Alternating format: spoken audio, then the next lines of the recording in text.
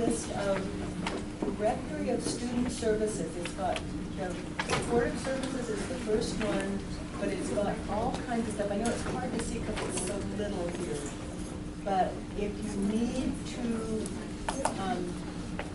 contact any of these people, counseling, it's got their phone numbers and all that good stuff. So it's just kind of there. It's all on the web. The other thing is there were a couple of announcements. Again, things are changing very quickly around the community colleges because the state of California is out of money. As you know, they're always having money problems, even though one day they say, oh, we have all this money, then the next day they don't have it. So some of those changes affect you. And one of them is that, as you probably know, how many people have made an educational plan? Otherwise known as an ed plan, okay? Yeah. It used to be that you could go to college. Back when I was in college, we had people who were there for years and years, and they just kind of were always looking around for where they wanted to go, and they could take art classes and, whatever, and never did decide what they wanted to do. Now they are, in order to be in good academic standing in the college, you need to have done that ed plan. So if you haven't, you need to go talk to a counselor. What the state is asking us to do is say, students are going to come into a community college, their first day, they're going to meet with a counselor, they're going to decide on a major. Now you can change that later, okay? But you need to say, here's what I think I'm interested in. Then they're going to set up the classes you need to take for the next 2 years, and that's what you're going to do, okay? Because the state is trying to move you through college and get you into a career or to a four-year college, okay? Because they say they don't have enough money for people to figure out what they want to be when they grow up, okay? In a way, it's good. In a way, it's kind of good because it says, yeah, you've got to do this. So be sure if you're an athlete, if you're a football player or a baseball player, you can't do a sport unless you have that ed plan. So they're that's new. They're kind of saying, okay, yeah, we're serious about this, okay? So that's what they wanted to us to tell you. Please inform your students on the first day of class. This doesn't affect us if you're taking a class that has an A, B, C, D grade. This is just pass or pass. You can choose to get a pass or pass grade. However, be careful of that because if it's a class and you are going to transfer, and it's a class that you need to transfer to the four-year school, we've had situations where people chose to take like English 111 on a pass or pass basis, and the four-year school won't accept it unless it's a better grade. So double check for that. You guys don't need to worry about graduation yet. The other things, another kind of a different thing, as you know, the rule is now that you cannot enroll in a class more than 3 times. Whether you withdrew all 3 times or you got an F all 3 times, or a combination. However, what? Yeah, yeah, that's it. It used to be if you had withdrawn, you could withdraw as many times as you want, as long as you didn't get an F, you could keep taking it. So if you get an F, you have 3 times. Yeah, if you can only get 3 Fs, and then the computer just won't enroll, you have to go take it at another school. Okay. This is another thing about moving people forward. They have people signing up for classes literally for years and never passing them. And the state is saying they don't want to subsidize that. So, however, students who have attended a course 3 times and receive a substandard grade may now be eligible to repeat the class. So if you're in that situation, I do have a student in one of my other classes this semester. I was surprised to see his name on the roll because he has not passed it 3 times due to health and other difficulties. But you do, if you're in that situation, if you're thinking, uh-oh, I've taken 302 3 times now and I didn't pass it, so I can't take it again, which means you can't go forward. Go talk to a counselor because they are allowing you now to take it on a case case-by-case basis, and you can file a petition to, you have to go through all this paperwork. You can't just sign up for it. But that is kind of being, they're kind of backing off of that, okay? The other thing is, you may have noticed on your WebReg portal, where you registered, that you've got this little bitty thing here. You've got a whole lot of new different, like, you can't really see it up here, but this is what it looks like. You've got all these different things you can click on there. One of the things you can do now online, I just found this in the drawer, I don't know where this came from. One of the things you can do now on your WebReg portal is to make an appointment with a counselor. So if you've been thinking, oh yeah, I know I gotta go talk to a counselor, I can't get over there. Just get your phone out, make an appointment, right on your WebReg portal. There's a whole lot of new stuff on there. Okay, so I will also post this up over there, just so we can refer to it. Here is an email. I just want to show you this. This is the person I said wasn't here. I knew he wasn't here. I knew he was coming, and sure enough, he's had me before, so he knows if he doesn't want to get crossed off. This is what I want. Okay? That's all you have to say. I have car trouble. I don't think I can be there. Don't drop me because I'm going to be there. Just one is blunt, honestly, straight to Yeah, the point. that's it. Yeah. He knows to do that, so just, yeah, so, and I knew he wasn't here, so I keep pretty good track of you guys. Okay. So, having said that, I'm going to call the roll, and we'll see, and I will learn your names, and when I do learn your names, you won't see me doing this. Okay. I'm thinking about taking the roll online. I may even do it online. Okay, if I don't call your name, I see you and I know you're here. Okay, it's just the people that I don't know that I'm going to call their names. Justin Alvarado. Okay, and I'm trying to figure out the name. Chris Cabrera. Danielle Carvalho. Okay. If you have another name that you use, just start using it. Just write it on your papers, and that way I know what name you want to be called. Nikki. Jacob. That's Jacob. Heisa. Okay. And Maria Gantz.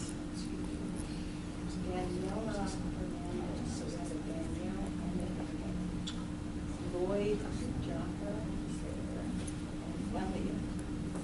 Elliot Leisure. Is somebody sitting there? Yes. Oh, okay, maybe that's him.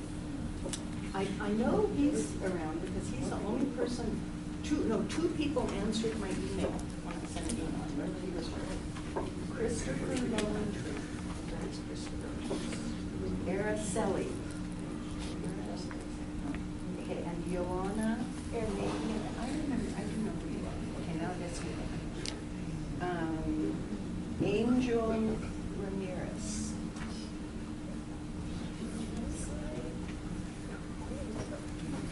Lydia is on.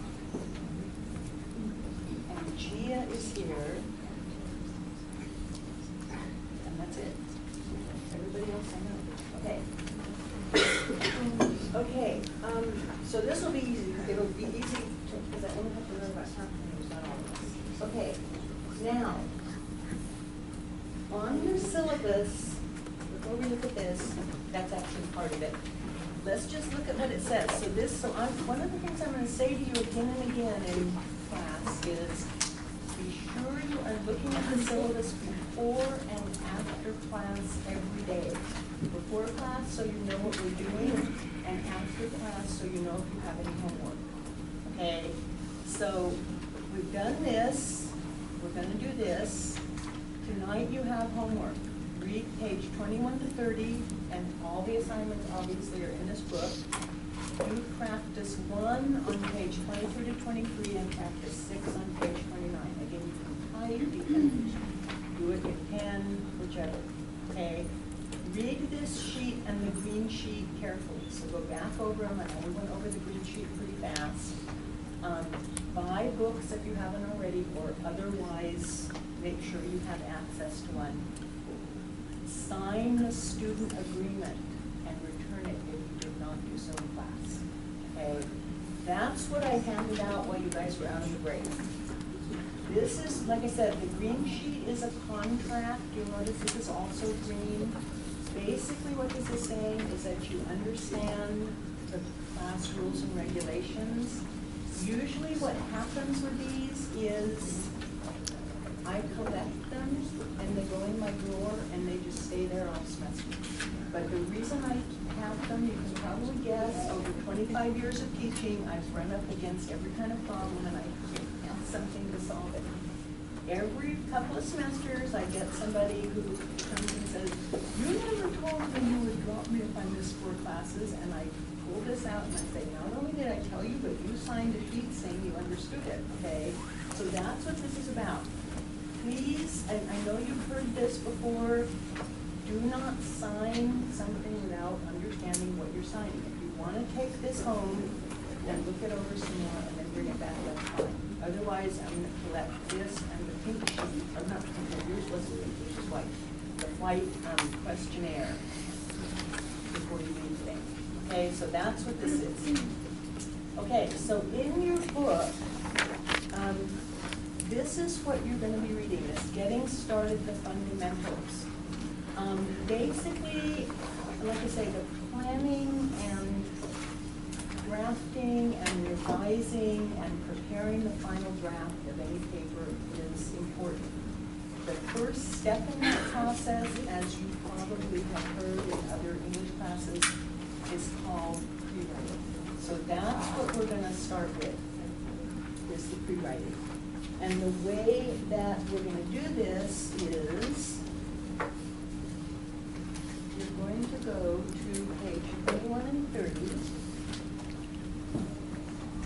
Just pre-writing. And basically what this homework does, you want to be sure that you read this stuff. One big problem that I find with students in homework is, and it's human nature, they try to go right to the homework without reading the directions.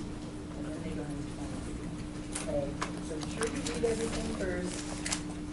Basically what this is giving you is different types of pre-writing.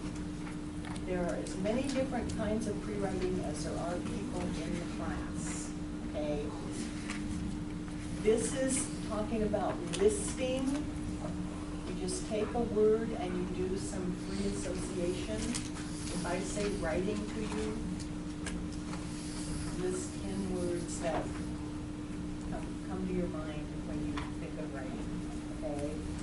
So basically this homework is just practice in a couple of different kinds of pre-writing. Listing, and I think I had you do the other one is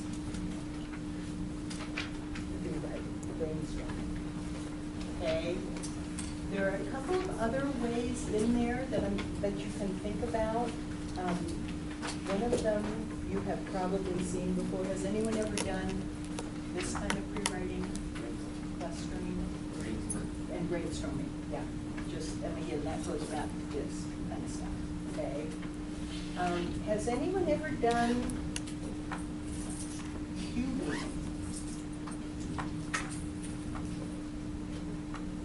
It's hard to see these, you can see them in your book.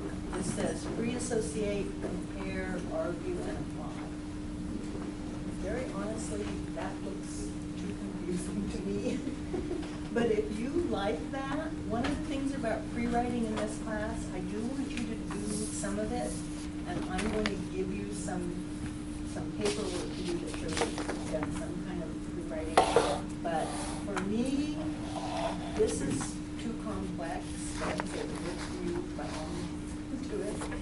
I think just thinking about what you're going to write, maybe discussing it in class is it's a form of preparing for what you're going to write. So we're going to very quickly look at these different types and do a little bit of free writing in your homework. That's what that is. Okay. Again, if you don't have a book, there is one on reserve in the library. So this, does anyone have any questions about what you need to do between now and the next lesson? Okay. The next thing I'm gonna have you do is write something for me. This is called a diagnostic exercise. What do you think that word means in the context of what we're doing? You're in an academic writing class, and I'm asking you to do a diagnostic. What does that mean? To see where we're at. Yeah, just to see where we're at. You take your car for a diagnostic test that kind of shows what's going on in the car. Okay, I know you guys all are in here for a reason, you placed in here already from the other classes, but it also kind of helps you with your names, okay? So you need to get out a piece of paper. If you don't have a pen today, that's okay, you can use pencil. Remember, I do need a pen on the other papers that come in here, or typing. Okay, and here in the next 15 minutes, so here's what we're doing. You have 15 minutes to write. You're sitting in a class called Introduction to Academic Writing at a college, and your teacher is asking you to write, is giving you 15 minutes to write a response to the following prompt. Okay? What do you do? I just want to see what you do in this situation. This is called a prompt. It is, in effect, an essay question, but it's not in the form of a question.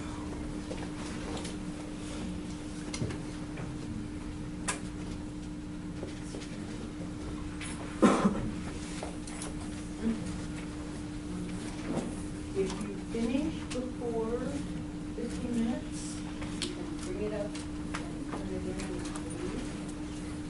But I'm looking to see what you do in 15 minutes. Okay? So when you come up, turn in your questionnaire, your agreement, which can also be turned in Thursday,